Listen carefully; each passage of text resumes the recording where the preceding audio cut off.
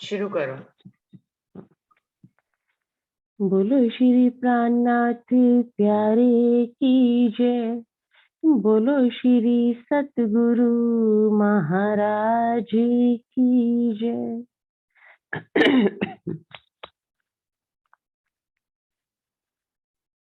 धनी जब जगाए क्यों न जाग जाए। धनी जब जगाए क्यों न जाग जाए। राज ये गहरा कोई समझ न पाए। राज ये गहरा कोई समझ न पाए। आप जगाए आप बुलाए। धनी जब जगाए क्यों न जाग जाए। धनी जब जगाए क्यों न जाग जाए। राज ये गहरा कोई समझ न पाए। आप जगाए आप बुलाए। धनी जब जगाए क्यों न जाग जाए। ये माया है बलवान घनी। ये माया है बलवान घनी। आपके हुक्म से ये बनी है धनी। आपके हुक्म से ये बनी है धनी। हुक्म से हमने देखा है इसको। हुक्म से ही हमने देखा है इसको। चरणों में ही बैठे नहीं हम है आए। धनी जब जगाए क्यों न जाग जाए। धनी जब जगाए क्यों न जाग जाए। खेल में आई नजर देखने हम लगे। खेल में आई नजर देखने हम लगे। होश वानी से ही तो कहने लगे। होश वानी से आई तो कहने लगे। हुआ सब आप ही से सब हुआ है। हुआ सब आप ही से सब हुआ है।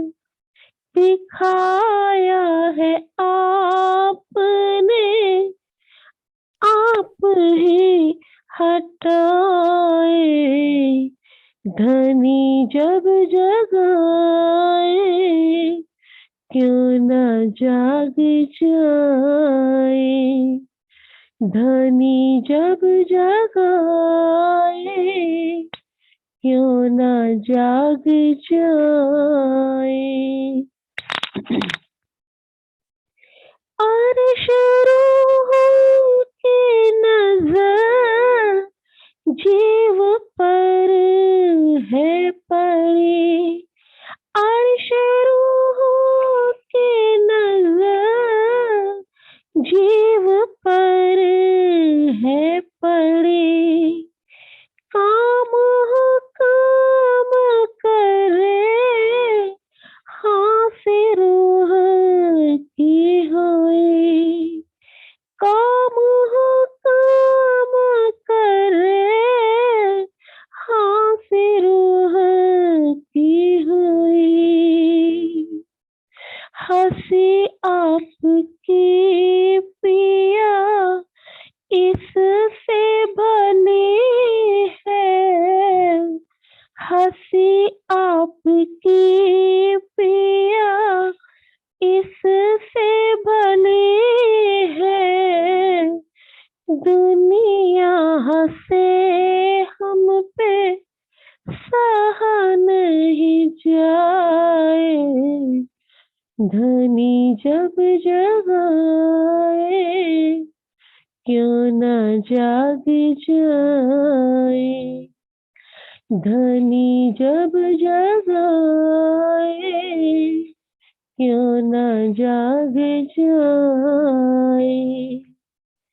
शोभा रूहों की है एक दिली, शोभा रूहों की है एक दिली, रूह तेरे पिया इश्क में है पली, रूह तेरे पिया इश्क में है पली, नजर ख्वाब से धनी अब तो हटाओ,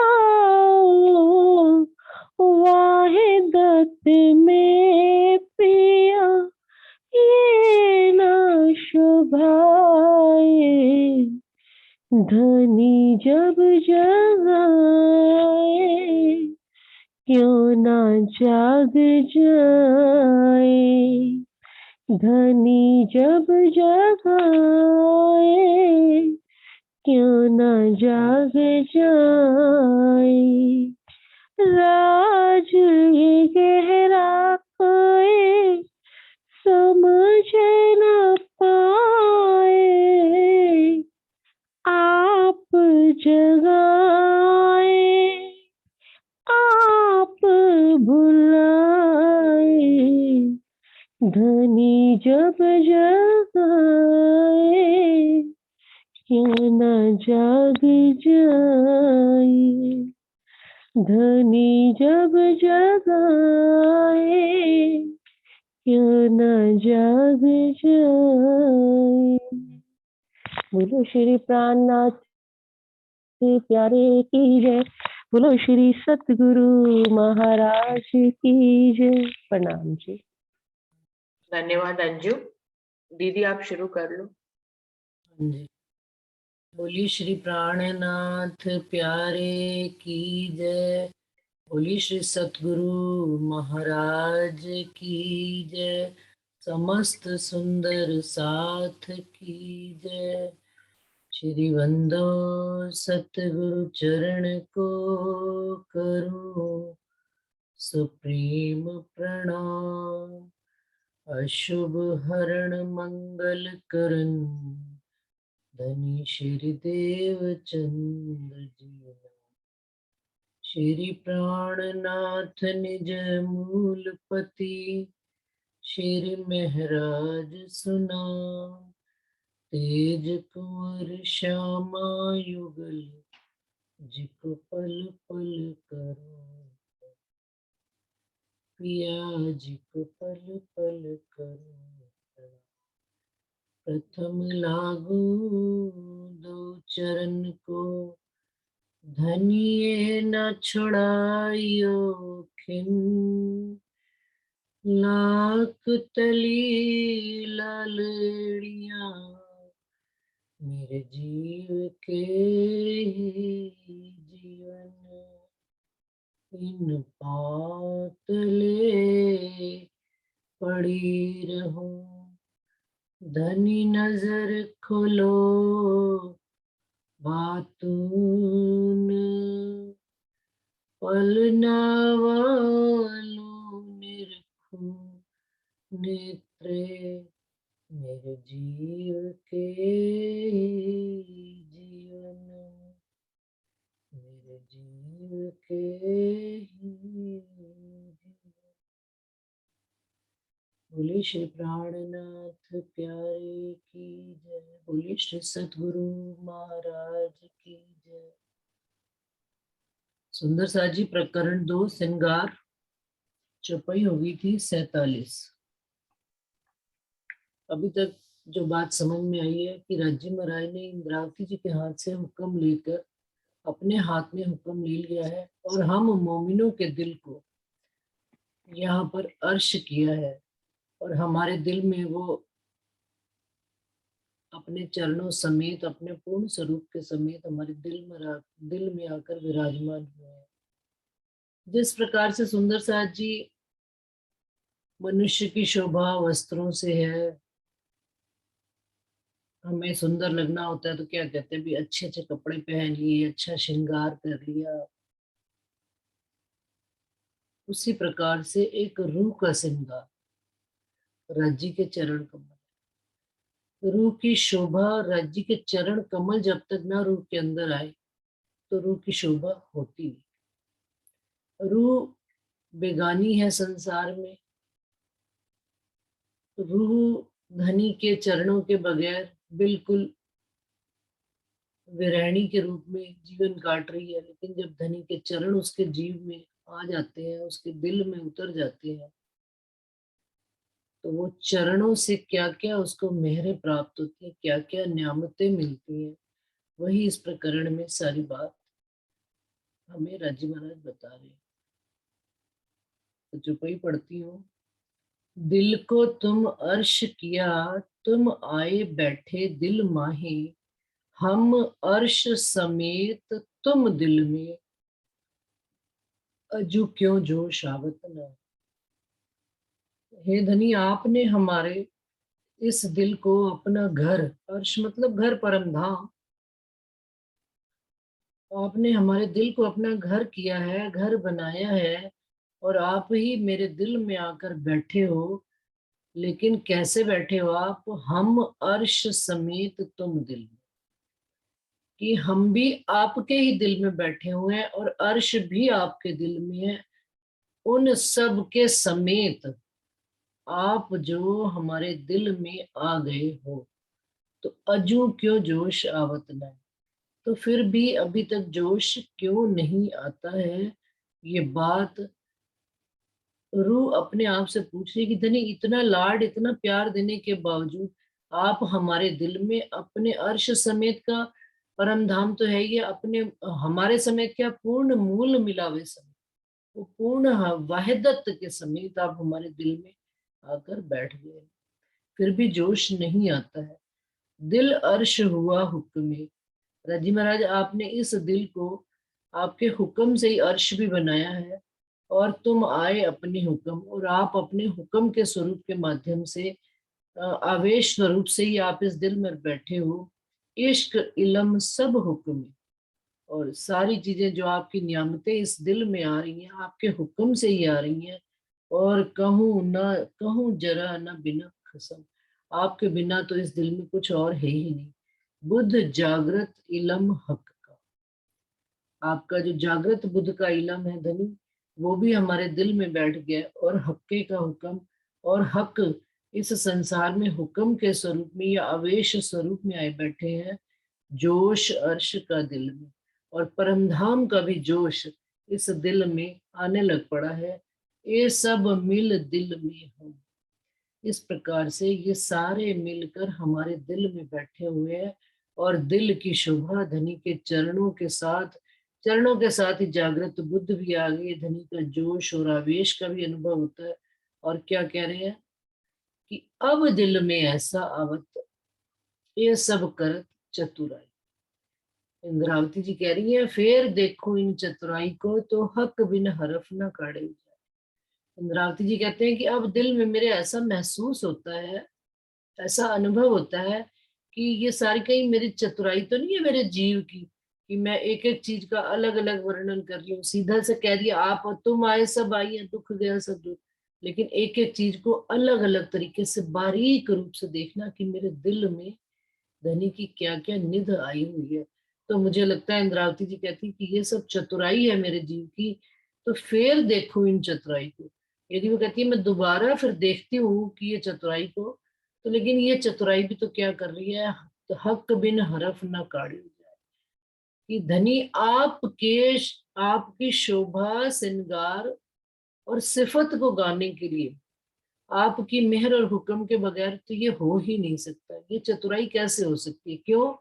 क्योंकि हक चतुराई ना चौदे तब को, हक बक्का कहीं ना किन तरफ, ला मकान शून्य छोड़ के किन सीधा कया ना एक हरफ। कि यदि धनी ये चतुराई होती तो देखा जाए तो इस संसार में 14 तबक में हक की तरफ और बक्का की तरफ, हक परम धाम की तरफ तो किसी ने एक शब्द भी नहीं कहा, ला मकान शून्य छोड़ के। जितनी भी बातें गई हैं इस 14 लोग के बीच में ही कही गई हैं, और इससे छोड़कर इससे परे की बात किसी ने भी एक शब्द भी सीधा हरफ कहा ही नहीं है। तो ये धनी चतुराई कैसे हो सकती है? निश्चित रूप से ही आपका इलम ही मेरे से ये वर्णन करवा रहा है। इंद्रावती जी कह रही हक चतुराई, हक इलम और हक्के का हुक्म, ये तीनों मिल कहते हैं है बात बड़ी कसम। कि धनी की यदि ये चतुराई भी है तो धनी की ही दी हुई है, और ये जो उनका इलम है ये बेशक इलम है, खुदाई इलम है, और धनी आपका जोश और आवेश है, ये तीनों मिलकर एक ही बात कहते हैं कि धनी आपकी साहिबी बहुत बड़ी है। आप जो चाहे कर सकते हो, आप चाहे चतुराई से करा लो अपना वर्णन, लेकिन है सब में आप ही आप। ला मकान शून्य के परे हुआ नूर अक्षर, कोट ब्रह्मांड उपजे खपे एक पांव पल की नजर। अब ला मकान शून्य के परे, 14 तबक शून्य निराकार के आगे कौन है? योग माया का ब्रह्मांड, और उसके भी आगे क्या है? अक्षर ब्रह्म है। और जिन अक्षर ब्रह्म की एक नजर से करोड़ों ब्रह्मांड उपजते और मिट जाते हैं एक पल में, एक पल की नजर में ही वो करोड़ों ब्रह्मांड बना देते हैं और मिटा देते हैं। अक्षरातीत नूर जमाल, ए तरफ जाने अक्षर नूर, एक या बिना त्रलोक को इन तरफ न काहू की न काहू शहूर।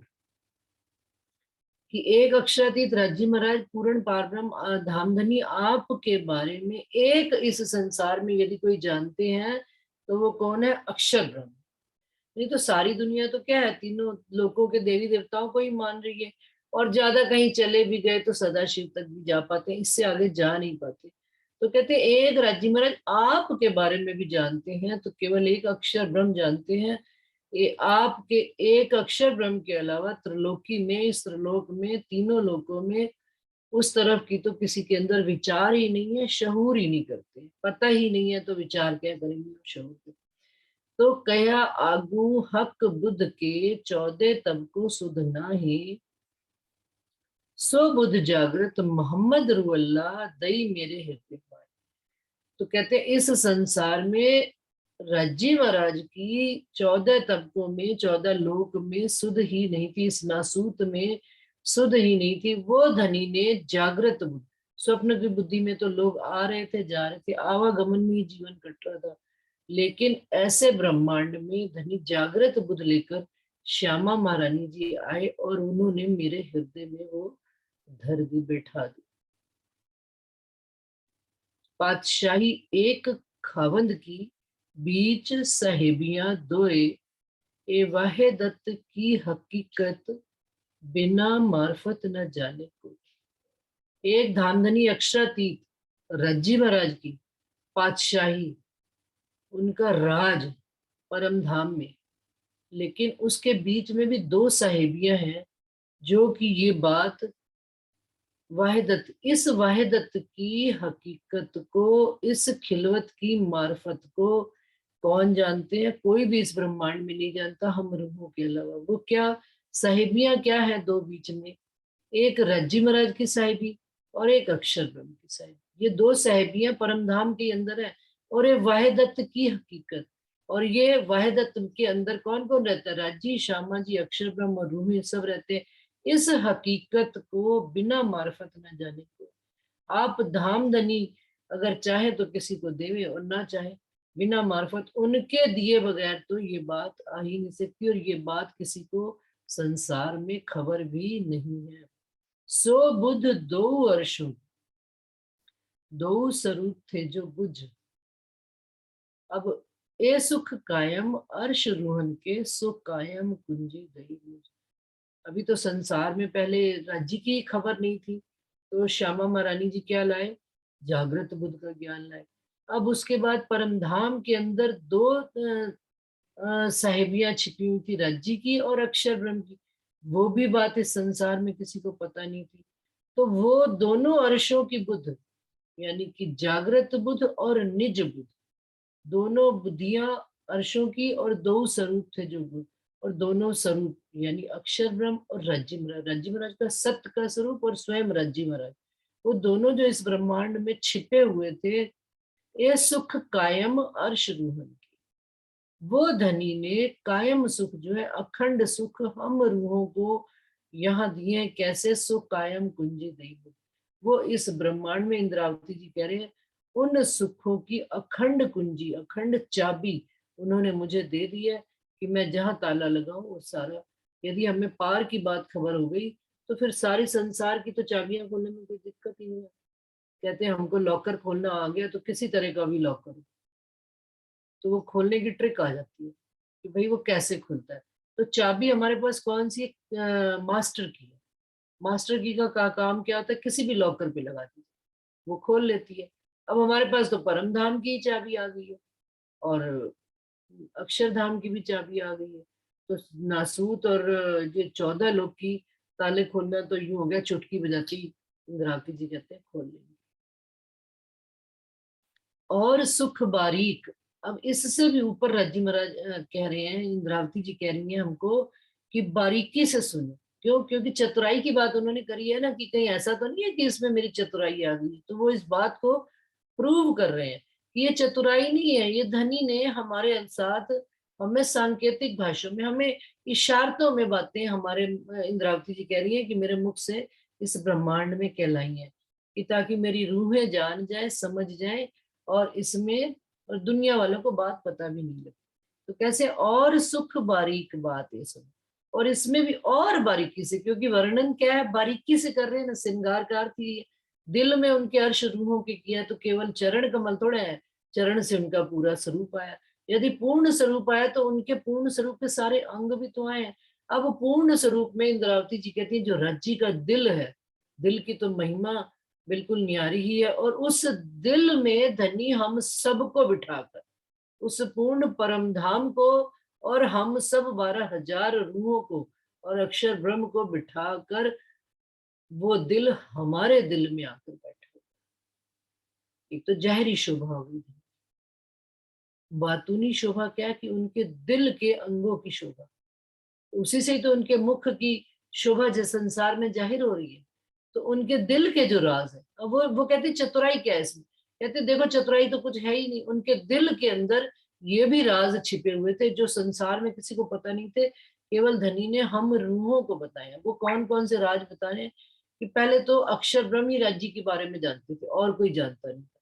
और इससे बड़ी बात क्या कि ये जो दो साहेबियां थी, वो भी बात केवल हम और आप जानते हैं। राज्य ने जब हमको ये दो बुद्धियां दे दी हैं, अब इससे भी और बारीक से बारीक गहर, मतलब अंतर में उतरते चले जा रहे हैं ना, सागर में उतरते चले जा रहे हैं, दिल रूपी सागर में। तो कह रहे हैं कि नूर और नूर तजल्ला दो ही, जो अक्षर ब्रह्म और राज्जी महाराज है, ये दोनों नूर तजल्ला के अंदर की सुध नहीं नूर को सुध। वो अक्षर ब्रह्म जो राज्जी महाराज का सत्य स्वरूप है, उनको भी राज्जी महाराज के इश्क की खबर, अंदर की खबर नहीं है। उस अंदर की खबर, उस इश्क की सूरत के रूप, उस इश्क की सूरत कौन है? वो राज्जी महाराज तो है ही, लेकिन हम भी उनके अंग हैं।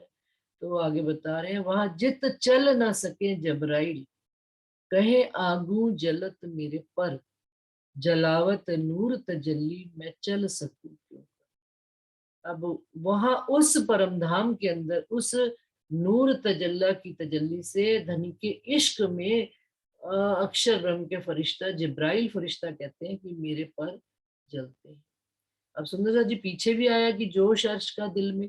अब ये दो अलग अलग जोश हो गए, एक तो ये अक्षर ब्रह्म का जिब्राइल फरिश्ता हो गया, और इधर जो जोश अर्श का, अब परमधाम में जो परमधाम का जोश है, जो धनी का दिया हुआ जोश है, वो एक जुदा जुदा जोश है।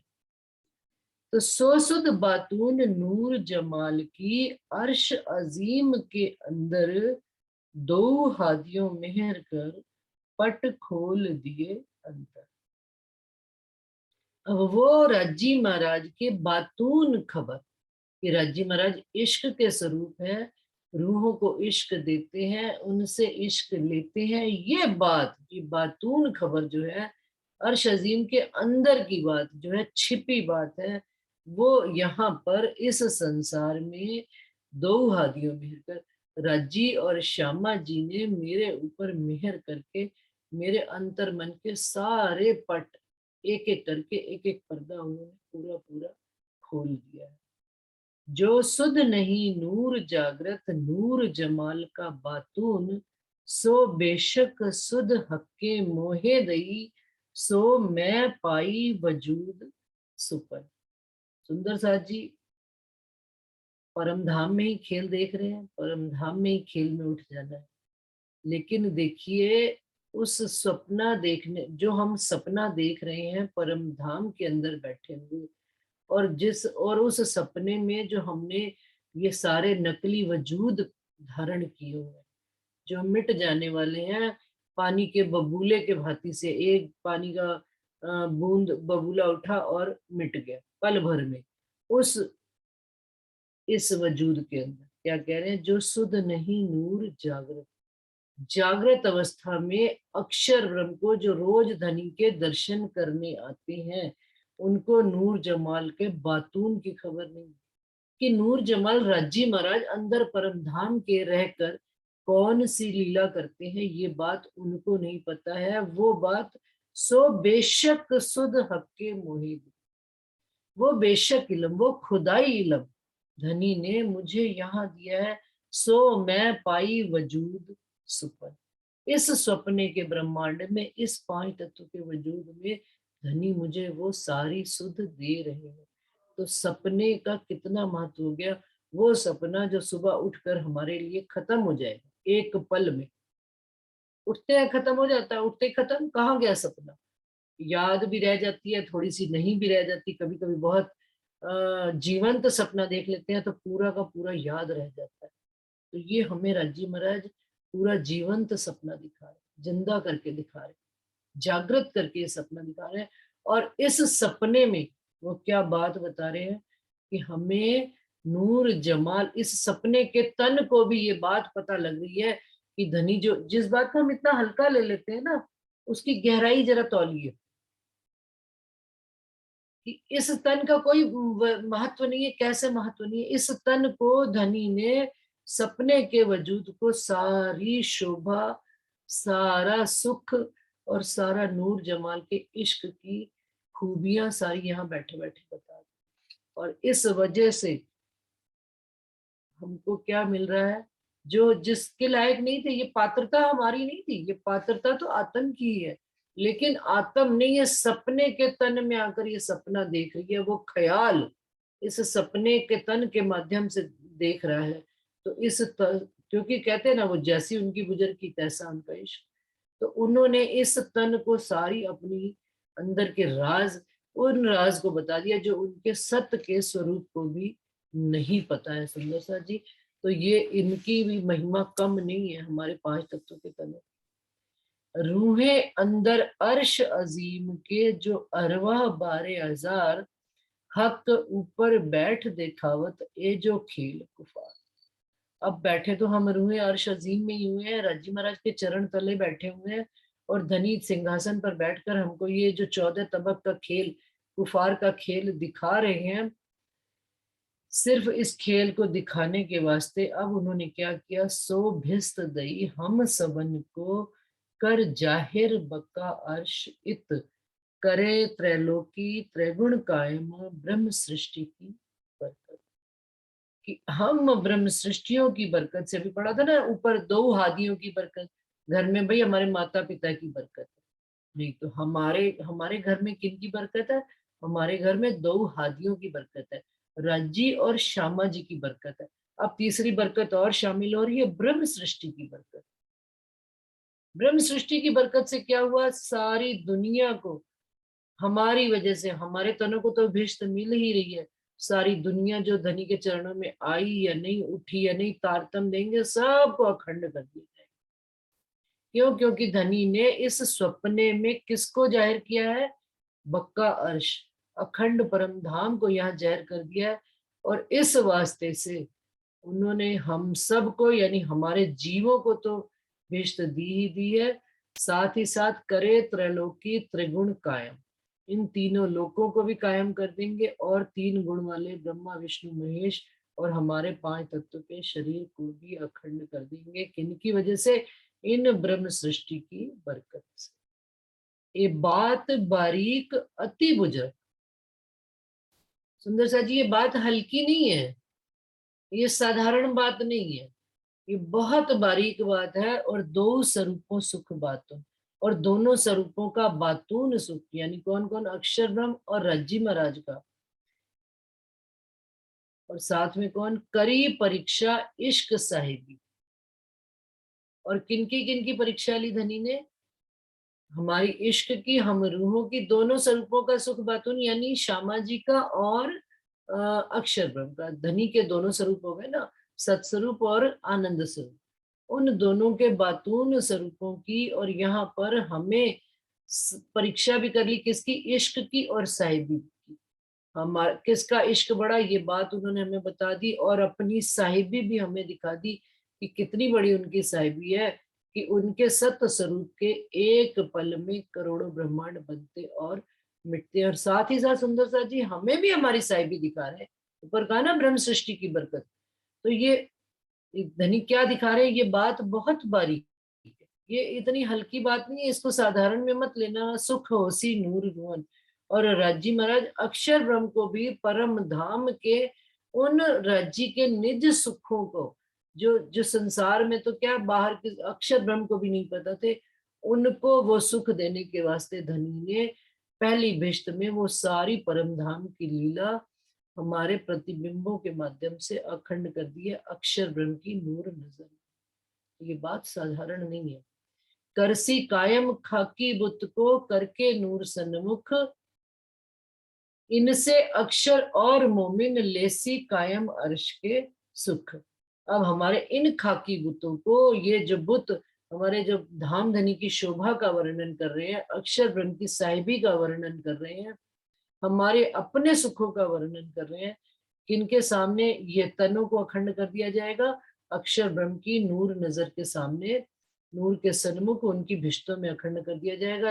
अब वहां से अक्षर ब्रह्म बैठे बैठे अपने अक्षरधाम की 8 भिष्टों में सुख लेंगे, हम मोमिनों का भी और अर्श के भी सारे सुख, कायम सुखों को वो वहां बैठे बैठे। ए सुख जाने नूर जमाल या जाने नूर अक्षर। सुंदर सा जी, इसलिए इस सपने की महिमा है। दुनिया के जितने भी सपने हैं, माना हम खेल परम धाम में देख रहे हैं, लेकिन ये खेल परम धाम में देखने के बावजूद ये सपने को उन्होंने अखंड करके बिल्कुल साक्षात परम धाम जैसा ही पहली भिष्ट में खड़ा कर दिया। तो बराबर के सुख है वहां पर, कहीं पर भी फर्क नहीं रह जाएगा, मात्र हमारे जीव रह जाएंगे तो भी वहां पर परम धाम के समान सुख हम मोमिन पहली बिश्त में लेंगे। तो ये सुख जाने नूर जमाल या जाने नूर अक्षर, या हम रूहें जान ही कहें मोहम्मद हुक्मे यूं कर।